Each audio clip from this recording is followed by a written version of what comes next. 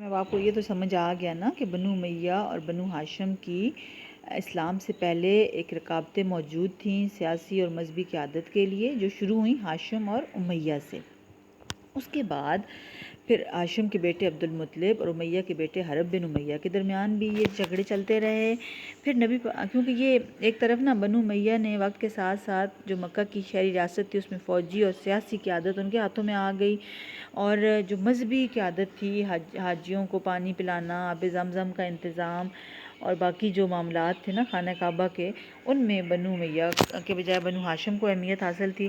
اس طرح یہ دونوں قبائل کی ایک طرف بنو ہاشم جو تھے ان کو مذہبی قیادت حاصل تھی، اور بنو امیہ جو تھے ان کو سیاسی قیادت حاصل تھی۔ یہ کشمکش چلتی رہی۔ پھر ہم دیکھا کہ نبی پاک صلی اللہ علیہ وسلم کی آمد کے بعد بنو امیہ نے کوشش کی کہ آپ صلی اللہ علیہ وسلم کا راستہ روکیں، لیکن فتح مکہ کے بعد بنو امیہ سرنڈر ہوئے۔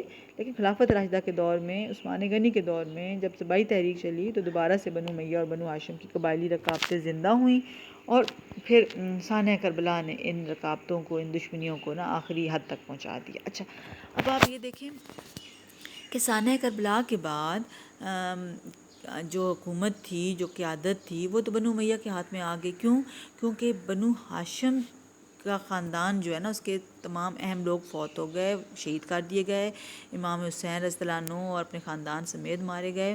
تو وقتی طور پہ خاندان بنو ہاشم جو تھا نا، اس کو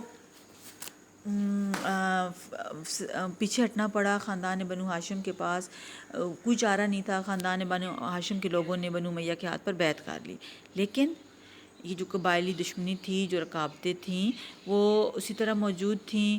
بنو ہاشم کے اندر ہم یہ دیکھتے ہیں کہ تبدیلی یہ ہوئی کہ پہلے تو حضرت علی رضی اللہ عنہ کی فاطمی اولاد میں خلافت کا دعویٰ تھا۔ حضرت امام حسن اور امام حسین حضرت علی رضی اللہ عنہ کی فاطمی اولاد ہیں، لیکن سانحہ کربلا کے بعد امام حسین کے بیٹے امام زین العابدین جو تھے، انہوں نے فرقہ کنارہ کشی اختیار کر لی۔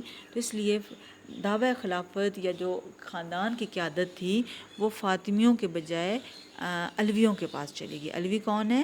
حضرت علی رضی اللہ عنہ کی غیر فاطمی اولاد۔ اب سانحہ کربلا کے بعد جو خاندان کے بڑے تھے بنو ہاشم میں، حضرت علی کی غیر فاطمی اولاد جو تھے، جو علوی تھے، وہ محمد بن حنفیہ تھے۔ ٹھیک ہے، یہ آپ نے یاد رکھنا ہے، ان کا نام، ان کا تعارف اکثر آبجیکٹو میں آتا ہے۔ ٹھیک ہے، محمد بن حنفیہ کون تھے؟ علی رضی اللہ عنہ کے بیٹے تھے۔ سانحہ کربلا کے بعد انہوں نے خاندان بنو ہاشم کی قیادت کو سنبھالا۔ اگرچہ ظاہر ہے محمد بن حنفیہ کے پاس اب سیاسی قوت نہیں تھی۔ عبداللہ بن زبیر کی جب حکومت بنی سانحہ کربلا کے بعد، تو محمد بن حنفیہ کو انہوں نے نظر بند کر دیا۔ بعد میں عبد الملک بن مروان جو بنو امیہ کا حکمران تھا، عبداللہ بن زبیر کی شہادت کے بعد جب پورے عالم اسلام کا حکمران بنا، تو محمد بن حنفیہ نے بھی ان کے ہاتھ پہ بیعت کر لی۔ اس طرح بظاہر تو خاندان بنو ہاشم جو ہے نا، وہ سیاسی جو حکمرانی تھی اس کے دعوے سے دستبردار ہو گیا، لیکن اندرونی طور پہ محمد بن حنفیہ جو ہیں وہ خاموش تو رہے، لیکن اپنی خفیہ سرگرمیاں انہوں نے جاری رکھیں۔ محمد بن حنفیہ کی وفات ہوئی تو ان کے بڑے بیٹے ابو ہاشم عبداللہ جو ہیں وہ ہاشمی خاندان کے سربراہ بنے۔ بنو ہاشم ان کے جھنڈے تلے اکٹھے ہوئے۔ اسی طرح ہاشمی تحریک خفیہ طور پہ چلتی رہی۔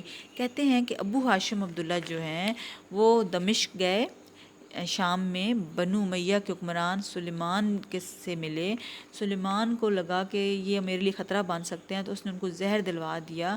اب کیونکہ وہ دمشق میں تھے اور دمشق جو ہے وہ حجاز سے دور تھا، مدینہ منورہ سے دور تھا، تو ابو ہاشم عبداللہ کی طبیعت جب زیادہ خراب ہوئی تو دمشق میں شام کی سرحد پر ایک گاؤں تھا حمیمہ کا نام کا، وہاں پر وہ چلے گئے۔ وہاں پہ ان کے بنو ہاشم کے ایک شاخ بنو عباس رہتی تھی، تو ابو ہاشم عبداللہ وہاں گئے، اور وہاں پر انہوں نے جو خاندان بنو عباس کے جو بڑے تھے، محمد بن علی ان کا نام تھا، ان کو مرتے وقت نا اپنا انچارج بنا دیا۔ خاندان بنو عباس کے جو محمد بن علی تھے نا، ان کو خاندان بنو ہاشم کی قیادت سونپ دی، ان کو امامت دے دی، ان کو اس تحریک کا نیا قائد بنا دیا۔ اس طرح ایک حادثے کے نتیجے میں جو خاندان کے اندر نا بنو ہاشم کے اندر یہ جو قیادت چل رہی تھی، جو علویوں کے پہلے فاطمیوں کے پاس تھی، پھر علویوں الویوں کے پاس آئی، محمد بن انفیہ اور ان کے پھر بیٹے ابو ہاشم عبداللہ کے پاس آئی، وہ ایک حادثے کے نتیجے میں بنو ہاشم کے اندر ہی ایک دوسری شاخ جو تھی نا بنو عباس، ان کے پاس چلی گئی۔